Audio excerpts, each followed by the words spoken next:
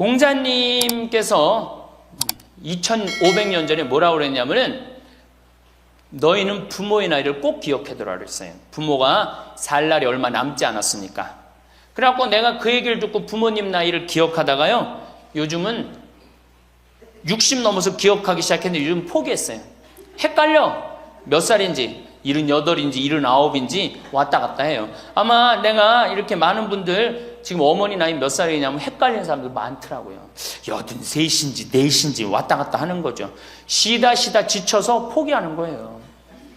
제가 능평성당에 그 봉송체를 갔는데 이 할머니를 92살서부터 봉송체를 다녔는데 이 할머니 기억력이 기가 막혀요. 전달 봉송체 온 날 정확하게 기억해요. 날짜 요일까지. 근데 이 할머니가 내가 할머니 몇 살이에요? 그러면은 89이래. 92인데도 89이래. 93때 가갖고 할머니 몇 살에 89이래. 95까지 제가 봉송체를 갔거든요. 그때도 물어보면 89이래. 왜 89이라고 그럴 것 같아요? 그렇게 기억력 좋은 할머니가. 미안한 거예요. 너무 오래 살으니까 누구한테 미안해? 자식들한테 미안한 거예요. 자식들한테. 그러니까 지금 이게 우리 현대의 가장 심각한 문제는 뭐예요? 이게 안 죽는 거야. 안 죽는 거. 그럼 왜 안 죽느냐?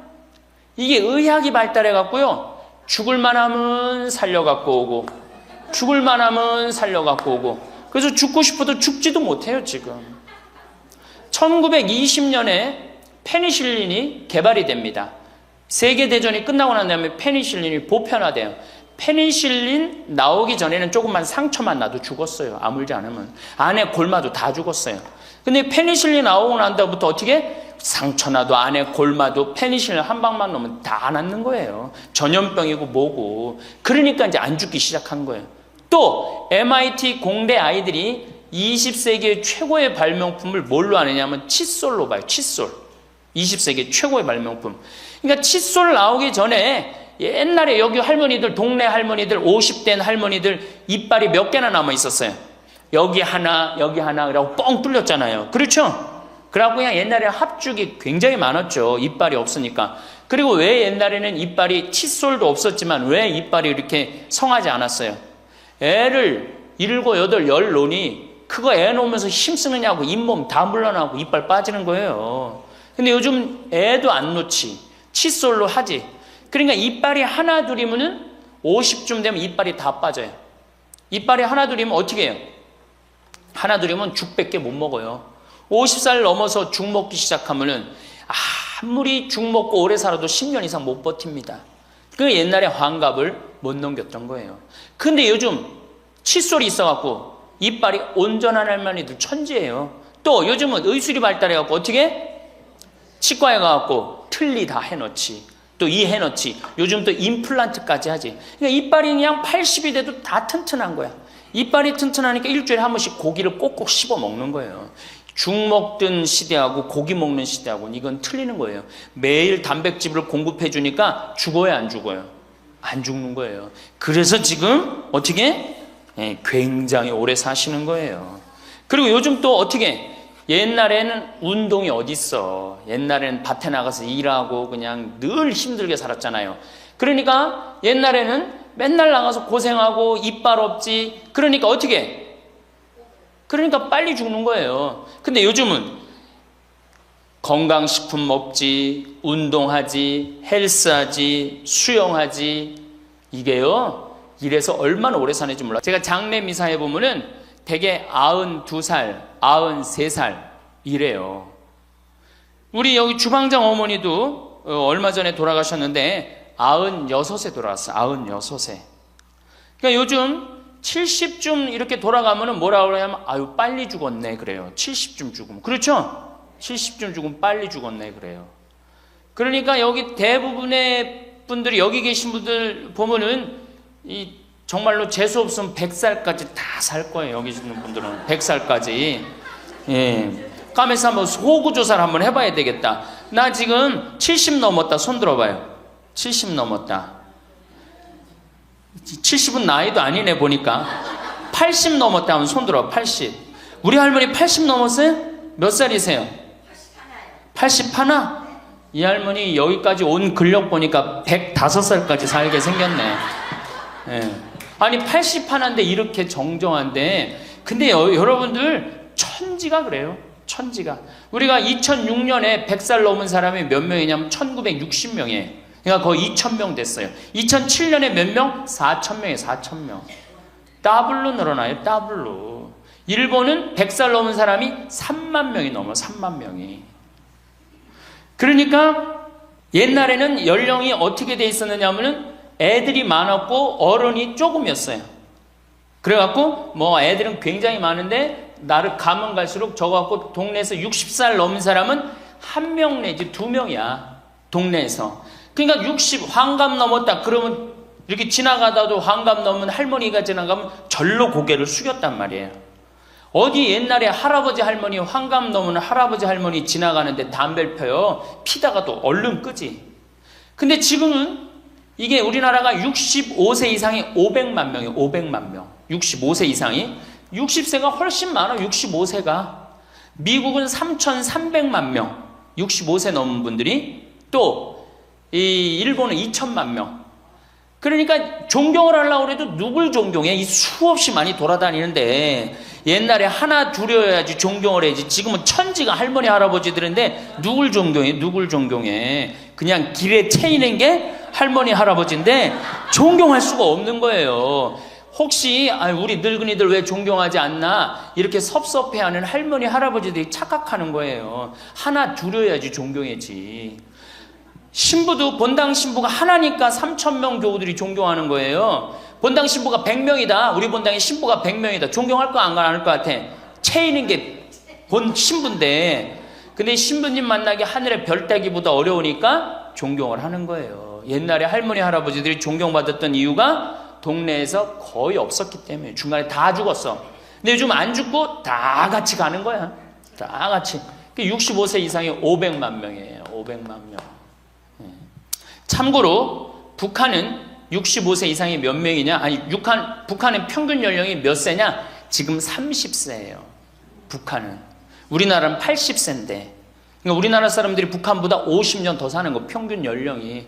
그러니까 여러분들 지금 남한에서 사는 거 감사해, 안 감사해요?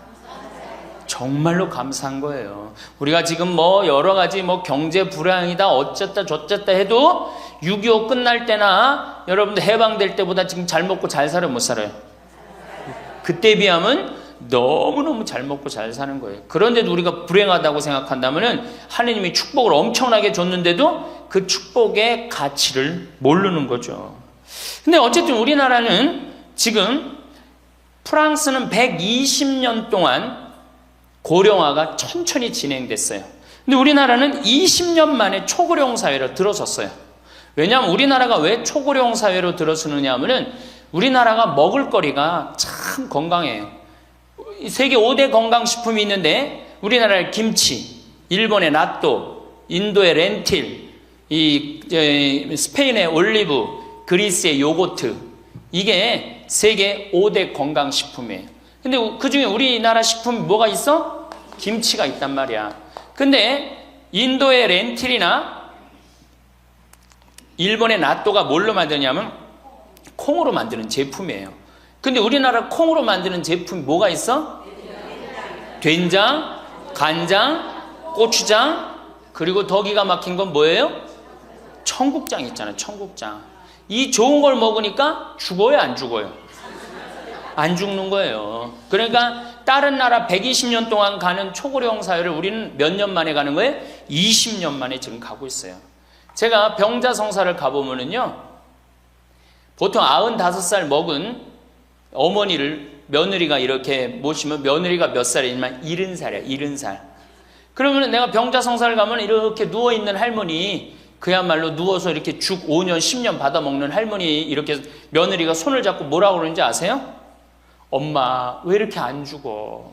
엄마가 빨리 죽어야지. 엄마도 덜 고생하고 나도 덜 고생하지. 그 보는 앞에서 죽으란다니까요. 손잡고. 그리고 꼭 하는 말이 있어요. 엄마가 빨리 죽어야지 우리 신부님도 그만 고생시키고 병자성사 맨날 오니까 신부님 고생한다 이거지. 그러니까 살아있는 게 다 고생이라는 거지. 본인도 고생, 며느리도 고생, 병자성사 오는 신부님도 고생. 그러니까 늘 고생한다니까. 엄마 빨리 죽으라고 그러는 거예요. 저 뒤에 계신 분들 지금 40대 50대 되신 분들 손 들어보세요. 40대 50대 되신 분들 여러분들은 120살까지 살아. 120. 정말이에요. 여러분들은 120살까지 삽니다. 그러면 여러분들 지금 몇 년 남은 거야? 70년 남은 분들 많아요. 지금 자식이 문제가 아니라 누가 문제야? 여러분들이 문제예요. 지금 자식 걱정할 때가 아니에요. 지금 70년이면 작은 시간이에요? 70년이면 엄청나게 긴 시간이에요. 이 70년 동안 뭐하고 살 거냐? 이거 진짜 고민해야 돼요. 이렇게 오래 살 줄 모르고 노년에 대한 준비 안 하신 분들이, 이 노년에 대한 준비를 하신 분들은 과연 몇이나 되고 노년을 준비 안 하신 분들은 얼마나 될까? 내가 보기엔 노년 제대로 준비한 사람들 10%도 안 돼요. 우리는 노년을 어떻게 준비하면 된다고 생각했어? 자식 하나 잘 키우면은 노년 준비 잘한다고 생각하고 있는 거예요. 근데 우리나라가 이 자식 교육의 맹목적이죠. 맹목적입니다. 이 세계에서 자식한테 이렇게 맹목적인 나라 없어요. 세계에서. 그러면은 우리 할머니들, 할아버지들이 왜 자식 교육을 맹목적으로 시켰느냐? 1900년도에 조선이 무너져 버려요. 그렇죠? 1900년도에 조선이 무너져 버려요.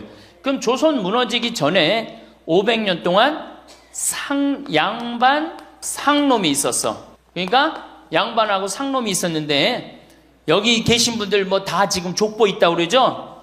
나도 사실은 우리 집 족보 있다고 그러지만은 이게 얼마나 믿어야 될지 몰라. 왜냐하면은 조선시대 양반이 10%밖에 안 됐어요.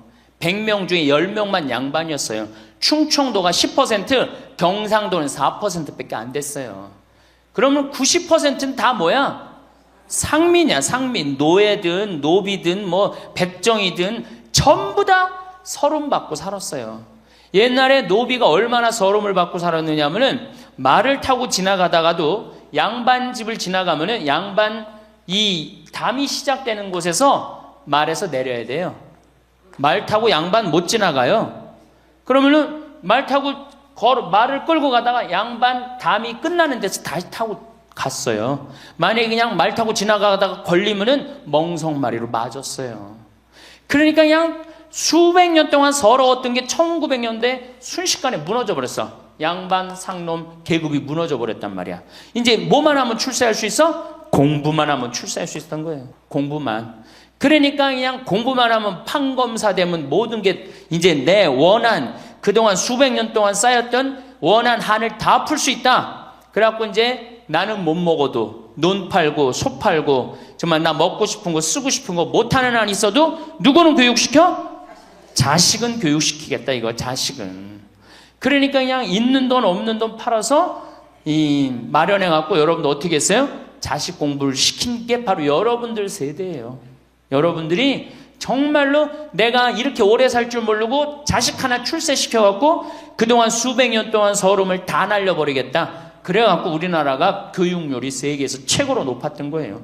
근데 지금 젊은 사람들은 왜 그러는지도 모르고 지금은 무조건 그 전통을 이어받아 갖고 자식한테 미쳐서 교육을 시키는 거고, 지금 젊은 사람 30대 40대는 할머니 할아버지들 세대는 그 서름을 날려버리고 싶어서 자식을 교육을 시켰던 거예요. 그렇게 이렇게 있는 돈 없는 돈 다 들여갖고 자식을 출세를 시켰어. 출세를 시키면 호강할 줄 알았는데 자식이 출세하면은 호강합니까 안 합니까? 제가 이제까지 사목 경험에 의하면은 출세한 자식일수록 부모를 더 안 모십니다. 출세한 자식일수록. 부모가 서울대학 뭐 연고대 정말 대학 졸업시켜갖고 내가 출세를 했어요. 그래갖고 집에 비대가 있어. 비대. 화장실에 가면 물 나오는 거 있죠? 비대도 있고 이태리 대리석도 있고. 집은 삐까번쩍하게 기가 막히게 했는데 늙은 우리 무식한 엄마는, 무식한 아버지는 그 집에 어울려요 안 어울려요? 그 집에 안 어울리는 거예요. 그러니까 안 어울리고 빨리 죽으면 차라리 다행인데 이게 안 어울리면서 죽지도 않고 그냥 그 집에서 귀신같이 왔다 갔다 한단 말이에요. 그러니까 자꾸 눈에 밟히는 거예요. 내가 평택에 있을 때 비닐하우스에서 사는 집이에요. 근데 이 집에 할머니 한 분이 사는데 파출부가 와서 밥을 해주는 거예요. 파출부가 밥 해주고 빨래 해주고 할머니 뒷바라지를 다 해주는 거예요. 그리고 집에 갈 때는 바깥에서 문을 잠고 가는 거예요. 신기한 거예요. 어떻게 저런 일이 벌어지느냐. 또 봉송체도, 성당 다녀고 봉송체도 하고. 알고 봤더니 아들이 서울에서 100억대 재산가야. 집은 정말 으리으리한 집이야. 근데 그 무식한 할머니가 그 집에 어울려요, 안 어울려요? 안 어울리는 거야. 그러니까 이건 그래도 그 자식이 양심은 있어갖고 엄마는 내다버릴 수는 없고, 그러니까 서울에서 평택에다가 비닐하우스를 쳐갖고 파출부 하나 있어. 거기다 갖다 놓고 그냥 내다버릴 수는 없고 어떻게 그냥 그렇게 모시는 거예요. 그랬더니 내가 어느 노인대학에 오신 분들한테 이 강의를 했더니 할머니 한 분이 그런 얘기를 안 버린 게 다행이다 그런 거예요. 그걸로 만족하는 거야. 안 버림을 당하는 것만 해도 다행이라고 그러는 거예요. 이게 기가 막힌 정말로 시대에 우리가 살고 있죠. 여기 우리 할머니 할아버지들 내 자식이 특히 아들 자식, 내가 이 아들에 대한 아주 그 혐오감이 있는데 아들 자식 출세시키면은 내가 호황할 것 같죠? 가만히 생각해봐요. 아들을 기가 막히게 잘 키워서 서울대학 나왔어. 의사가 됐어. 판검사가 됐어. 그러면은 어떤 할머니가 그래요. 아들 자식 잘 키우면 잘 키울수록 여우 같은 년이 나타나서 낚아채 간다는 거예요. 아들 자식을 잘 키우면 잘 키울수록 여우 같은 년이 나타나서 낚아채 간다는 거예요. 근데 가만히 생각해보니까 그 말이 맞는 것 같아요. 왜? 아니 의사하고 판검사면은 이쁘고 귀하게 자란 집 딸이 낚아채 갈 거 아니야. 다 그렇게 결혼하지 않아요? 그럼 그걸 어떻게 그냥 자식 뺏기는 거예요. 그래서 딸을 둘 놓으면 금메달, 아들 하나 딸 하나 놓으면 은메달, 아들만 둘 놓으면 목메달이에요. 그래서 아들만 둘 놓으면 목메달이에요.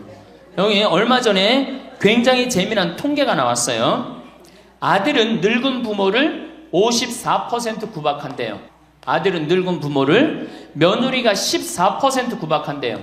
딸이 11% 구박한대요.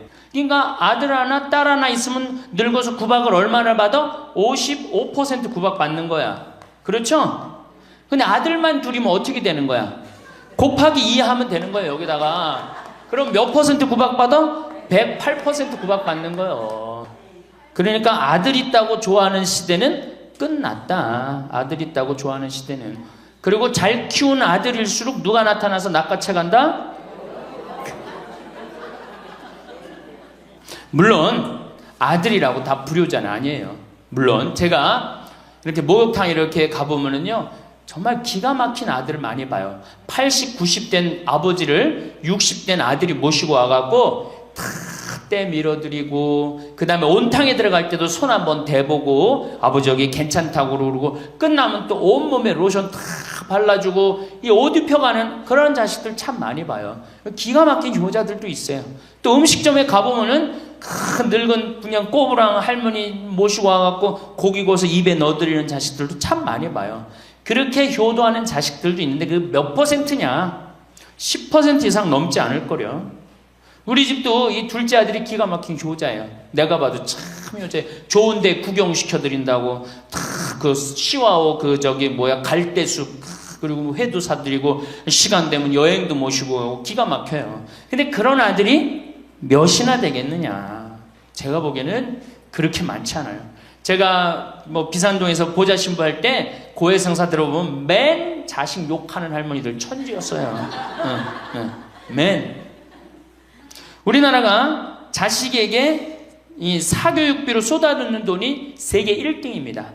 OECD 국가, 경제개발협력기구 국가 중에 1등이에요. 1등. 올해도 자식한테만 사교육비가 얼마 들어가? 20조 원을 쏟아넣었어요. 공교육비 말고 학교 가는 학비, 책값 이런 거 말고 학원 보내고 과외시키는 것만 20조 원을 쏟아넣은 거예요.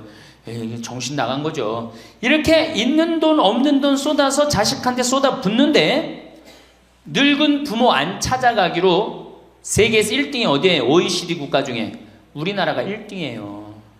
엄청나게 받았는데 그거 부모한테 되돌려줘요? 안 되돌려줘요? 되돌려주지 않아요. 이게 받아만 한 자식은요 줄 모릅니다. 받아만. 근데 우리나라 부모님들이 교육을 정말 잘못하는 게 뭐예요? 초등학교, 중학교, 고등학교, 대학교, 대학원 장가 갈 때까지 어떻게 해? 다 해줘. 자기 허리 휘는 거 모르고. 미국은요 10살이 돼 애가 10살이 되면은 동네에서 얘네들은 16살이면 운전면허증을 딸 수 있어요. 16살이면. 그럼 10살 생일 때 얘네들이 뭘 하느냐 하면은 동네에 돌아다니는 차, 자기 마음에 드는 차 있죠? 그걸 찍어요. 저 집의 아저씨 저 차는 내가 나중에 6년 후에 살 거다. 그 6년 후에 사면 우리나라는 당장에 6년 후에 누구한테 매달려? 엄마한테 사달라고 매달리잖아요. 근데 얘네들은 절대 안 그런다는 거예요. 그 차를 사기 위해서 아르바이트를 하는 거예요. 돈을 모으는 거예요. 이 미국의 대학생들은 아르바이트를 36% 하는데 우리나라 대학생들은 아르바이트를 5%밖에 안 해요. 그러니까 얘네들 6년 동안 돈을 모으는 거예요. 그러면은 자기가 그 차를 찍으면 그 차 주인은 알고 있어요. 저 아이가 내 차를 살라고 찍어 놓은 거다. 그럼 6년이 지나면 차가 꼬물될 것 같아? 안 꼬물될 것 같아? 꼬물되죠? 그래도 절대 안 판다는 거예요. 왜냐하면 찍어 놓은 아이가 있으니까. 그래갖고 6년이 지나면은 걔가 6년 동안 모아둔 돈이 얼마나 되겠어. 그래갖고 16살 때 운전면허증이 따면은 그 집에 온대요. 내가 아저씨 차 살라고 6년 동안 돈을 모았다. 근데 6년 동안 모아갖고 모자라잖아요. 근데 이미 차는 고물이 다 돼 있고, 그러면 그 아저씨가 너 잔디 앞으로 6개월 동안 깎어라. 그러면 내가 이 차를 줄 테니까. 그렇게 해서 자기 차를 구입한다는 거예요. 그러니까 걔네들은 미국의 아이들도 차 하나를 구입해도 어떻게? 아무리 부잣집 아이들 때더라도 다 자기가 아르바이트해서 하는 거예요. 그 16살만 되면 독립한다고 생각을 해요. 차 자기가 구입하죠. 집도 자기가 구입합니다. 결혼해서 살 집도 자기가 돈 벌어서 다 해요. 그리고 여자를 데리고 오지 우리나라처럼 일단 여자 데리고 오면 부모님이 집 얻어주는 이 기가 막힌 거죠. 여러분들 우리나라 60대 되신 부모님이 자식 뒷바라지 책임져주는 비율이 83%예요. 그러니까 대부분의 할머니 할아버지들이 60이 돼도 누구 뒷바라지 해주느냐고 허리가 휘어? 자식들 뒷바라지 안 하고 허리가 휘는 거예요. 우리 집에 캐나다 원어민 선생님, 수원에 있는 중학교 영어 원어민 선생님이 일주일 동안 우리 집에 와서 농사를 배웠어요. 그런데 이름이 디아나라고 그러는 여선생님인데 내가 그 친구랑 이렇게 얘기를 하는데 한국에 오니까 너무너무 이상하대요. 뭐가 이상하냐고 그러니까 애들이 학원 다니는 것도 이상하지만은 고등학교, 대학교 결혼할 때까지 부모가 돈 다 대주는 게 이상하다는 거예요. 자기네 캐나다가 우리나라보다 훨씬 잘 살아요. 자기네 나라는 고등학교 졸업하면은 부모님 이제까지 키운 거 고생했다. 그리고 그 다음에 다 자기네들 알아서 독립한대요. 부모님 그동안 하드워크 열심히 일했다 이거예요. 근데 그 늙은 부모님한테 붙어갖고 부모님 괴롭히면 안 된다 이거죠. 근데 우리나라는 그런 생각 해야 안 해요. 마지막까지 다 뺏어 먹는 거지. 그리고 이제 늙으면은 귀찮다고 내다버리고. 제가 평택에 있을 때 정말로 그 신문에도 보도가 꽤 됐던 거예요. 그 안양에서 사글세 집을 하나 얻은 거예요, 사람들이. 그래갖고 미리 짐부터 붙인다고 그랬는데 짐이 하나 왔어. 큰 짐이 왔는데 짐을 짐이 왔는데 뭐 사람도 없고 그러는데 그 짐 안에서 이상한 소리가 나갖고 열어보니까 할머니를 그 안에다 넣고 붙인 거예요. 할머니를. 그래갖고 아니 도대체 어떻게 된 거냐? 자식이 누구냐? 이름을 밝히질 않는 거예요. 자기 아들이 공무원이거든. 그러니까 밝히지 않는 거. 자, 그 자식 생각한다고. 그거는 여러분들 자식 교육이 아니에요. 그런 자식 살아서 뭐 할 건데. 그런 자식 키워서 뭐 할 건데. 그러니까 우리나라는 이게 자식한테 너무 맹목적인 사랑을 하면서 그게 교육인 줄 알고 있는 거예요. 자기가 인생을 살아가면서 힘든 것도 배우고 즐거운 것도 배우고 보람도 느껴야 되는데 너는 뭐만 잘하면 돼? 공부만 잘하면 돼. 공부만 잘하면 돼. 그러니까 자기만 알고 자란 놈이죠. 그러니까 이기적으로 자란 놈이 이타적으로 살 것 같아요? 절대 못 삽니다. 우리 어렸을 때는 어머니가 부침개를 했어. 그럼 어떻게 해요? 이 집에도 갖다 줘라, 저 집에도 갖다 줘라. 그러면서 동네 돌아다니면서 이 갖다 주는 재미, 그러면서 나누는 것도 배우잖아요. 요즘 애들이 그런 애들이 어디 있어요? 아파트 문 닫으면 끝인데. 그렇게 자라는 애들이 남을 생각할 것 같아요? 어떻게 해서든지 4배만 채우면 되는 걸로 자랐지. 저는 요즘 텔레비전에서 우리나라 지금 정책 결정할 때 너무 답답한 결정들이 굉장히 많이 나와요. 어떻게 저런 결정을 할까? 국민들 생각을 하는 걸까? 안 하는 걸까? 그런데 그 결정하는 애들이 다 누구야? 초등학교 때 공부 잘하고 중학교, 중고등학교 공부 1, 2등 하고 서울대학 가고 행정고시, 외무고시 이런 거 다 합격한 애들이 결정한 거예요. 자기만 알고 잘한 애가 결정하는 거예요. 내가 하버드대나 몇몇 대학에 들어가는 그 활동 그것도 써준 적이 있는데 그 들어가는 애들, 걔네들은 뭘 제일 중요하게 여겨요? 봉사활동. 사회봉사활동을 얼마나 잘했느냐. 그러니까 1년, 2년 세계로 돌아다니면서 봉사활동 하는 거예요. 근데 우리는 봉사활동도 다 어떻게? 다 거짓말로 꾸며갖고 들어가는 거예요. 예. 여기 그렇게 써달라고 오는 사람들도 많아요. 예. 그리고 봉사활동 오겠다고 그러고도 약속 어기는 사람들도 많아요. 정말로 그렇게 해갖고 자식을 키우면은 뭐 할 건데요? 자식 하나 대학 졸업시키는데 드는 돈이 약 3억 정도 들어가요. 3억. 내 자식 둘을 졸업시켰다. 그럼 얼마가 들어가?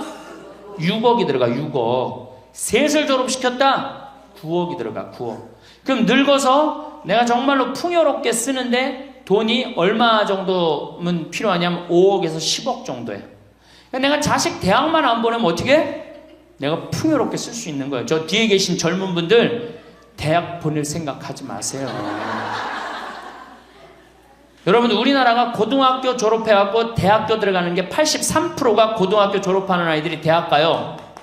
우리나라보다 훨씬 잘 사는 일본이 고등학교 졸업하고 대학 얼마 들어가? 50% 들어가요. 그 다음 유럽이 대학 졸업하고 30% 들어가요. 우리나라는 고등학교 졸업하면 아무나 진짜 공부하기 싫은 놈이나 꼴통이나 문제 일으키는 놈 아니면 다 대학 가는 거야. 다 대학 가요. 일본은 할 만한 놈만 가는 거예요. 일본은. 유럽은 진짜 똑똑한 놈만 가는 거예요. 그래서 독일은 대학 졸업하면 문패에다 대학 졸업했다는 표시를 써놔요. 그만큼 대학 졸업하는 게 힘든 거예요. 근데 우리는 아무나 대학 졸업 다 해요. 아무나. 그 좋은 대학 가면 몰라. 머리는 완전히 그냥 정말로 돌머리인데 그냥 무슨 지방 제3대학, 4대학 나왔고 취직을 해요? 올해 여러분들 100명 졸업한 중에 취직 몇 명 했어? 3.8명에서 3.8명. 96명이 취직을 안 하고 놀고 있어요. 대학원 졸업했겠다. 손에 기름 묻히긴 싫겠다. 엄마 아버지 등 뜯어먹고 살고 있는 거예요. 아까 얘기했잖아. 83%가 60이 돼도 자식 책임진다고. 대학 졸업하고 취직을 해야지 자기 구실을 할 거 아니야. 차라리 대학 졸업하고 취직도 못할 양이라면 어떻게 하는 게 좋아요? 안 보내고 그 돈 모아갖고 애 가게 차려주는 게 훨씬 낫지. 아니면 그 돈 모아갖고 나 노후 대책 드는 게 훨씬 낫지. 우리나라의 대학을 때려 부시지 않으면 경쟁력이 없어요. 때려 부셔야 돼요. 유럽보다 대학이 10배가 많아요. 10배가. 유럽보다 대학이. 근데 그 대학이 경쟁력이 있느냐? 55개 국가 중에 경쟁력이 53등이에요. 우리나라 대학이. 그러니까 다 미쳐있는 거야. 내가 보기에는 다 미쳐있는 거야. 그냥 제발 좀 정신 좀 차리세요. 저 뒤에 계신 분들. 앞으로 몇 년 남아있어요? 70년 남아있어요. 있는 돈 없는 돈 자식한테 쏟아낼 게 아니에요. 우리 할머니 할아버지들 자식 걱정해서 자식들한테 잔소리한들 자식들이 귀담아 듣습니까? 챙겨나면 귀담아 들어야 안 들어요? 뭐 한다고 그래? 노망 떤다고 그러지. 우리 엄마 아는 것도 없고 무식한데 웬 챙겨를 이렇게 하느냐고 엄마나 잘하라고 그러고 구박하죠. 그러니까 지금 우리 할머니 할아버지들도 자식 걱정할 때가 아니야. 이제는 누구 걱정해? 내 남은 여생을 어떻게 의미 있고 행복하게 지낼 것이냐. 그거 하나. 나 자식한테 부담 안 주고 내 속 썩이는 거 나 하나 속 안 썩이고 나 혼자 행복하게 사는 게 진짜 그 좋은 거예요. 제가 외국 여행 다녀보니까 선진국에서 돈 쓰는 사람들은 다 할머니, 할아버지들이에요. 백화점에서 양장 사 입고 양복 사 입는 분들 다 누구야? 할머니, 할아버지들이에요.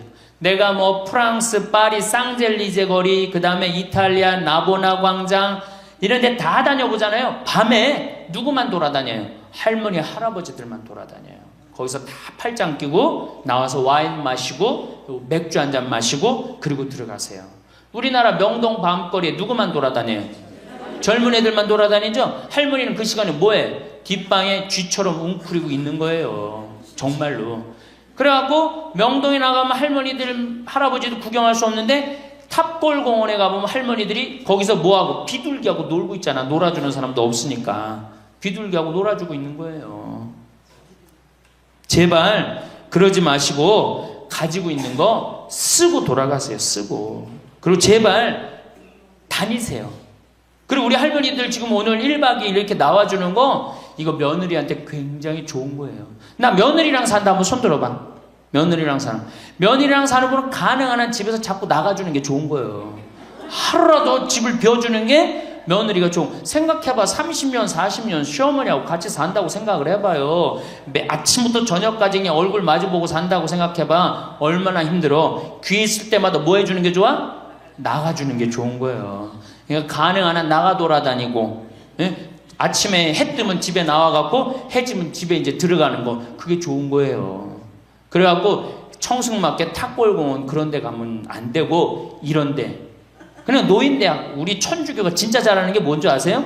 노인대학이에요. 노인대학. 이거 정말로 천주교 진짜 잘하는 것 중에 하나예요. 우리나라 경제가 왜 안 돌아가는 줄 아세요? 할머니 할아버지들이 돈을 안 써서 경제가 안 돌아가는 거예요. 할머니 할아버지들이 돈을 안 써서 경제가 안 돌아가는 거 생각을 해봐. 옛날에는 할머니 할아버지들이 조금밖에 없었잖아요. 쓰면 얼마나 써, 이 할머니 할아버지들이. 애들이 돈 썼잖아요. 근데 지금은 어때? 이 500만 명이 돈을 안 쓴단 말이야. 돈을 왜 안 써? 돈을 왜 안 쓰냐면은 내가 가지고 있는 집 이거 누구한테 물려주려고 안 쓰는 거야? 자식한테 물려주려고 안 쓰는 거야.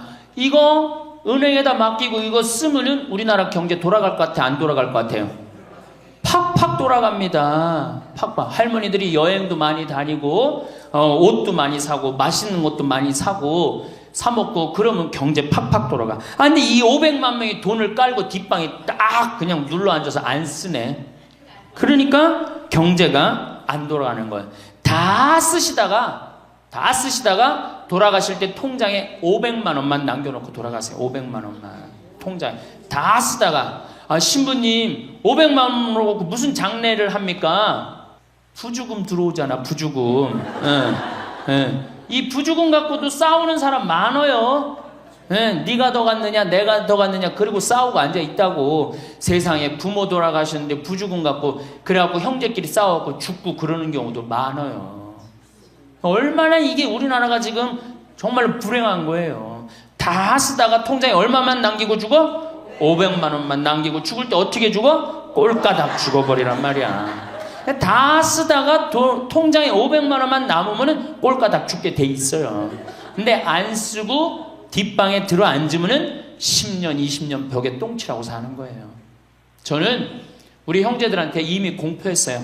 어머니가 돌아가시든지 아버지가 돌아가시든지 부주금 들어오면 형제들이 한 푼도 손 못 댄다. 그거 내가 다 가지고 과원이나 양론에 집 한 채 져준다. 어머니 이름이나 아버지 이름으로. 얼마나 멋있어. 그렇게 멋있게 살다가 가야 되지 않아요? 이건 죽으나 사나 내 자식밖에 모르고 사니 이게 얼마나 나라가 빡빡하고 답답해요. 우리나라 그냥 다른 빌 게이츠 240억 달러를 사회에 기증해놨잖아요. 우리나라는 어떻게 한 푼이라도 더 자식한테 재산, 돈 많은 사람들이 재산 자식한테 더 준다고 편법 쓰고 불법 쓰고. 정말 얼마나 답답해요. 우리 할머니들은 다 쓰다가 통장에 500만 원만 남기고 죽든지, 만약에 죽으려고 그랬는데도 아직도 돈이 남았다 그러면은 본당 신부한테 갖다 줘. 여러분 한시민한테 갖다 주란 말이야.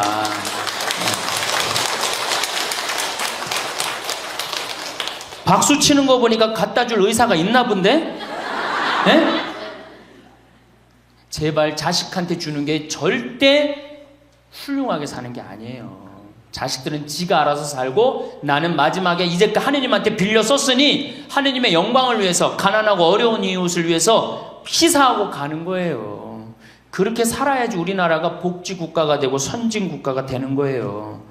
부자 부모가 돌아가면은 국가 재산의 반은, 본인의 재산의 반은 국가가 갖고 가 써보지도 못하고 나머지 반은 네가 더 갖느냐 내가 더 갖느냐 형제끼리 싸워갖고 원수가 돼갖고 서로 만나지도 않아요. 네, 만나지도 않아요. 근데 가난한 집 부모가 돌아가면은 이제 우리 부모 돌아갔으니까 우리밖에 안 남았다. 서로 나눠 가질 것도 없으니까 싸우지도 않고 어떻게 우애가 더 좋아진단 말이에요. 그걸 누가 만들어? 여러분들이 결정하는 거예요. 지금 아까 물어보니까 뭐 4억 5억 아파트 한 채에 뭐 4억 5억 야, 그 돈 남겨놓으면 자식이 좋아할 것 같아요? 서로 원수됩니다. 원수돼요. 그러니까 다 쓰다 돌아가세요. 냉면 먹고 싶으면 큰아들이 사줄래나 둘째 아들이 사줄래나 막내딸이 사줄래나 여름 내내 기다렸는데 한 놈도 와서 안 사줘. 그 억울해 안 억울해? 아니 냉면이 얼마나 한다고 5,000원이면 사 먹잖아요. 그럼 내 돈 주고 내가 가서 사 먹으면 되는 거를 큰아들이 사줄래나 둘째 아들이 사줄래나 막내딸이 사줄래나 그걸 기다려. 그렇게 청승을 떨고 살아요. 내가 가서 내가 사 먹으면 되는 걸. 근데 평생 나를 위해서 써봤어 안 써봤어? 이젠 써보세요. 나를 위해서 쓰는 연습을 하세요. 그래야지 나라 경제가 돌아가는 거예요. 나무는 뿌리가 썩으면은 나무는 튼튼하지 못해요. 열매는 맺을 수가 없어요. 근데 우리나라는 지금 뿌리 썩어요 안 썩어요?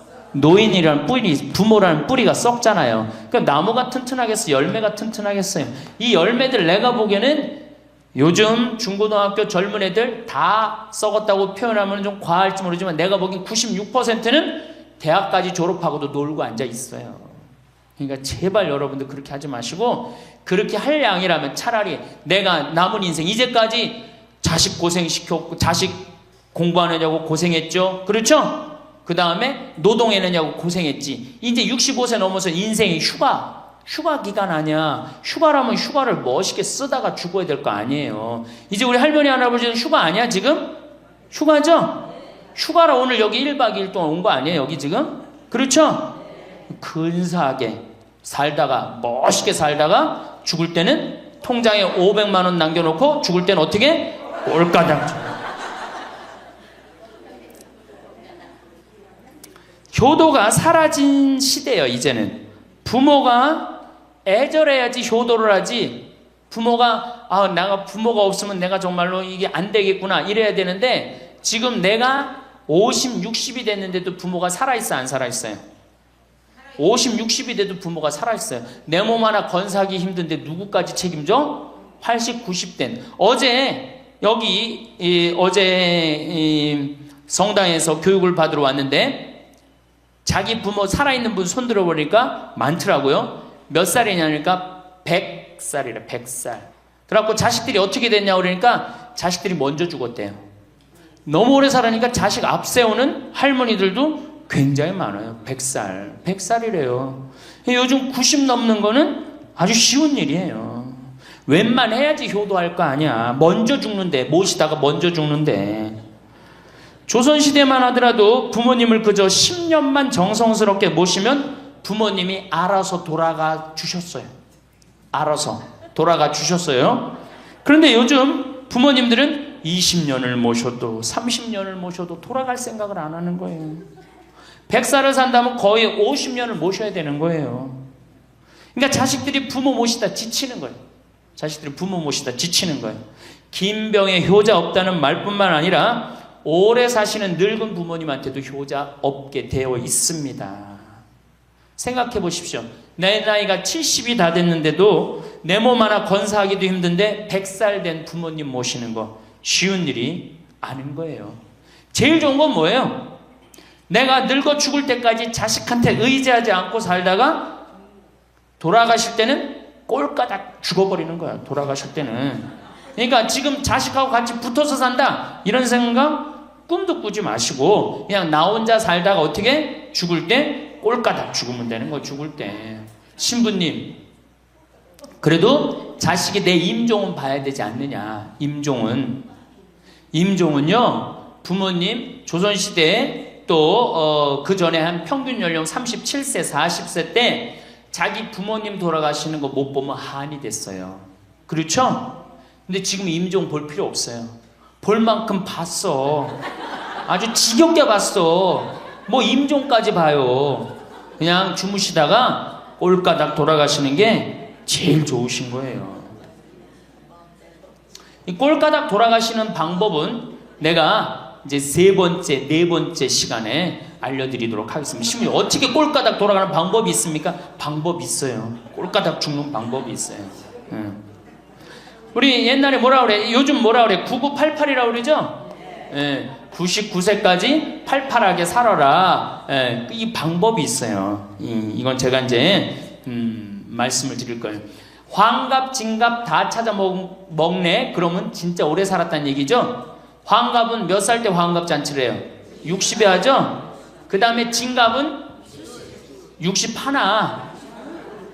진짜 오래 살았다고 그래서 진갑이야. 61만 살아도 진짜 오래 살아. 근데 요즘은 고희 70. 그렇죠? 그 다음에 희수 77, 미수 88, 백수 99. 이거 잔치하는 사람들 천치예요. 천치. 83%가 60세에 책임을 지는데 70세에 돼갖고는 몇 퍼센트가 책임지느냐 하면은 64%가 자식을 책임져요. 70이 됐는데도. 그런데 일본은 9%, 70이 돼갖고 자식 책임지는 부모는 9%예요. 홍콩이 11%. 그러니까 우리나라 50% 할머니, 할아버지들은 늙어 죽을 때까지 누구한테 뒷바라지하다 죽어요? 자식 뒷바라지하다 죽어요. 이걸 문서 없는 노비라고 그래요. 문서 없는 노비야. 완전히 죽을 때까지 노예야, 노예. 그러니까 그렇게 하시면은 안 됩니다. 이제 여러분들 인생을 사셔야 돼. 우리는 참 많은 것을 내어주며 살아왔습니다. 가족을 위해, 사랑하는 사람들을 위해 나의 시간과 마음, 그리고 꿈까지도 기꺼이 내려놓았습니다. 그것이 당연한 일이라 생각했고, 그렇게 사는 것이 옳은 길이라 믿었습니다. 아침 일찍 일어나 가족의 식사를 준비하고 밤늦게까지 집안일을 돌보며 나의 피로와 아픔은 뒤로 미루었습니다. 그 시간들이 쌓여 지금의 우리를 만들었고, 그 헌신 속에서 우리는 누군가의 든든한 버팀목이 되어 주었습니다. 하지만 어느 순간 문득 이런 생각이 듭니다. 나는 지금 어디에 있는 걸까? 이렇게 많은 것을 주고 이렇게 열심히 살아왔는데 정작 나 자신은 어디로 사라져버린 걸까? 거울을 보면 익숙한 얼굴이 보이지만 그 속에서 진짜 나를 찾기가 어렵습니다. 내가 무엇을 좋아하는지, 무엇을 하고 싶은지, 어떤 삶을 꿈꾸는지조차 가물가물합니다. 모든 것을 남에게 쏟아붓다 보니 정작 나를 위한 시간은 단 한 번도 가져본 적이 없었다는 사실을 깨닫게 됩니다. 그리고 그 깨달음과 함께 밀려오는 공허함은 말로 표현하기 힘들 만큼 깊고 무겁습니다. 이 공허함은 갑자기 찾아온 것이 아닙니다. 아마도 오래전부터 조금씩 쌓여왔을 것입니다. 다만 우리가 너무 바쁘게 살아왔기에 그 신호를 느낄 겨를이 없었을 뿐입니다. 가족을 돌보고 집안을 꾸리고 관계를 유지하는 일에 온 힘을 쏟다 보면 나 자신의 목소리는 점점 작아집니다. 처음에는 조금만 참으면 된다고 생각했습니다. 지금은 가족이 더 중요하니까 나중에 여유가 생기면 그때 나를 위한 시간을 가지면 된다고 스스로를 달랬습니다. 하지만 그 나중은 좀처럼 오지 않았고 어느새 우리는 나 자신을 완전히 뒤로 밀어두는 것이 습관이 되어버렸습니다. 그렇게 살아온 시간 속에서 우리가 마주한 현실은 때로 냉정합니다. 우리의 끝없는 배려와 희생이 언제나 고마움으로 돌아오는 것은 아니었습니다. 오히려 당연하게 여겨지기도 했고 때로는 더 많은 것을 요구받기도 했습니다. 자녀들을 위해 모든 것을 쏟아부었습니다. 더 나은 교육을 받게 하기 위해, 더 좋은 환경을 만들어주기 위해 나의 것은 아낌없이 내어주었습니다. 그것이 훗날 든든한 울타리가 되어줄 것이라 믿었고 그렇게 쌓은 관계가 나를 지켜줄 것이라 기대했습니다. 그러나 현실은 우리의 기대와 다를 때가 많습니다. 자녀들은 각자의 삶을 살아가느라 바쁩니다. 그들도 자신의 가정을 꾸리고 자신의 일을 하며 자신의 미래를 준비하느라 여유가 없습니다. 그것이 자연스러운 일이고 그래야 하는 일이라는 것을 머리로는 이해합니다. 하지만 가슴 한편에는 설명할 수 없는 허전함이 남습니다. 이렇게 많은 것을 주었는데, 이렇게 열심히 살았는데 왜 이렇게 외로운 걸까? 나도 누군가에게 돌봄받고 싶었는데, 나도 누군가의 관심과 사랑을 받고 싶었는데 정작 손을 뻗을 곳이 없다는 사실이 마음을 무겁게 합니다. 이런 감정을 느끼는 것이 이기적인 것은 아닙니다. 오히려 너무나 당연한 인간의 마음입니다. 우리도 사랑받고 싶고 인정받고 싶고 소중하게 대접받고 싶습니다. 주기만 하는 삶은 언젠가 고갈되기 마련입니다. 아무리 깊은 우물이라도 계속 퍼내기만 하고 채우지 않으면 바닥이 드러나듯이 우리의 마음도 계속 주기만 하면 텅 비어버립니다. 그리고 그 빈 공간은 때로 원망으로, 때로 후회로, 때로 깊은 슬픔으로 채워집니다. 하지만 여기서 멈춰서는 안 됩니다. 지나간 시간을 되돌릴 수는 없지만 지금부터의 시간은 다르게 살 수 있습니다. 이제부터는 나를 위한 시간을 가져도 됩니다. 아니, 가져야 합니다. 더 이상 남을 위해 나를 소진하는 것이 아니라 나 자신을 회복하고 채우는 시간을 가져야 합니다. 이것은 이기심이 아닙니다. 이것은 살아남기 위한, 그리고 진정으로 행복하기 위한 필수적인 선택입니다. 나를 돌본다는 것은 거창한 일이 아닙니다. 작은 것부터 시작하면 됩니다. 아침에 일어나서 나를 위한 한 잔의 차를 천천히 마시는 것, 좋아하는 음악을 듣는 것, 창밖을 바라보며 잠시 멍하니 있는 것. 이런 작은 순간들이 모여 나를 회복시킵니다. 오랫동안 하고 싶었지만 미뤄두었던 일들을 해보는 것도 좋습니다. 그림을 그려보거나 악기를 배워보거나 산책을 하거나 글을 써보는 것. 무엇이든 나를 기쁘게 하고 나를 살아있게 만드는 일이라면 그것으로 충분합니다. 처음에는 어색할 수 있습니다. 나를 위해 시간을 쓰는 것이 마치 죄를 짓는 것처럼 느껴질 수도 있습니다. 가족을 돌보지 않고 나만 생각하는 것 같아서 마음이 불편할 수도 있습니다. 하지만 그것은 너무 오래 나를 뒤로 밀어두었기 때문에 생긴 습관일 뿐입니다. 나를 돌보는 것은 당연한 권리이며 반드시 필요한 일입니다. 무너진 삶의 균형을 바로잡는 것이고 오랫동안 소홀히 해왔던 나 자신을 귀하게 대접하는 것입니다. 여기서 중요한 진리 하나를 말씀드리고 싶습니다. 스스로 고갈된 사람은 남에게 진정한 사랑과 행복을 나눠주기 어렵습니다.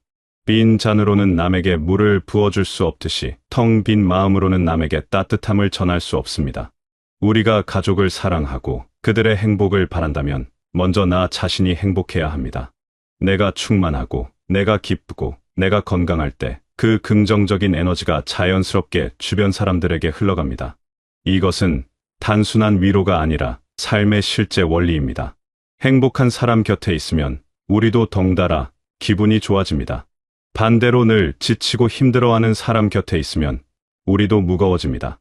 가족도 마찬가지입니다. 여러분이 행복하면 가족도 행복합니다. 여러분이 웃으면 가족도 웃습니다. 여러분이 자신의 삶을 즐기는 모습을 보면서 가족들은 안심합니다. 더 이상 여러분을 위해 미안해하거나 걱정하지 않아도 되기 때문입니다. 가족은 물론 소중합니다. 하지만 가족을 위해 나 자신이 완전히 사라져서는 안 됩니다.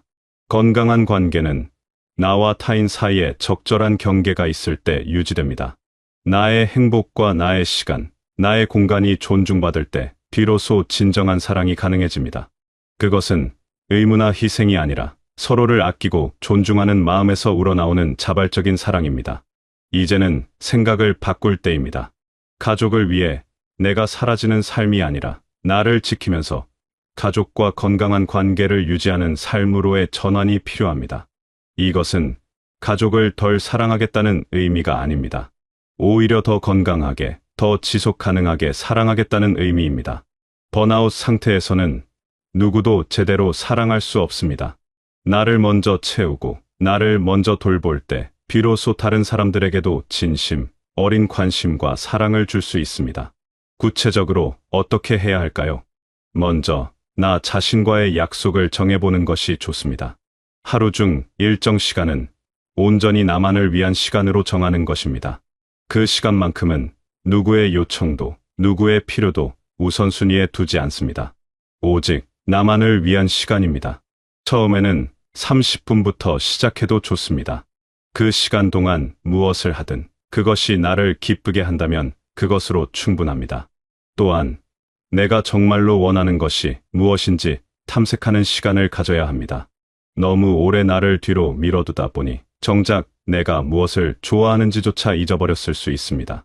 천천히 나 자신을 다시 알아가는 시간이 필요합니다. 어떤 음식을 먹을 때 가장 행복한지, 어떤 활동을 할 때 가장 생동감을 느끼는지, 어떤 사람들과 함께 있을 때 가장 편안한지, 이런 것들을 하나씩 발견해가는 과정 자체가 나를 회복시키는 여정입니다. 그리고 중요한 것은 거절하는 법을 배우는 것입니다. 모든 요청에 응할 필요는 없습니다. 모든 부탁을 들어줄 의무도 없습니다. 내가 할 수 있는 범위 내에서 내가 진심으로 하고 싶은 일만 하면 됩니다. 거절한다고 해서 사랑이 줄어드는 것도 아니고 관계가 끊어지는 것도 아닙니다. 오히려 건강한 경계를 설정함으로써 관계는 더 단단해집니다. 서로의 한계를 인정하고 존중할 때 비로소 진정한 관계가 시작됩니다. 물론 이 모든 것이 쉽지는 않을 것입니다. 오래된 습관을 바꾸는 것은 언제나 어렵습니다. 주변 사람들도 처음에는 낯설어할 수 있습니다. 항상 자신들을 먼저 생각하던 여러분이 갑자기 자신을 돌보기 시작하면 그들은 당황할 수 있습니다. 심지어 이기적이라고 말할 수도 있습니다. 하지만 그것은 그들이 여러분의 희생에 익숙해져 있었기 때문입니다. 시간이 지나면 그들도 이해하게 될 것입니다. 여러분이 행복해지는 것이 결국 모두에게 좋은 일이라는 것을 깨닫게 될 것입니다. 변화는 한 번에 일어나지 않습니다.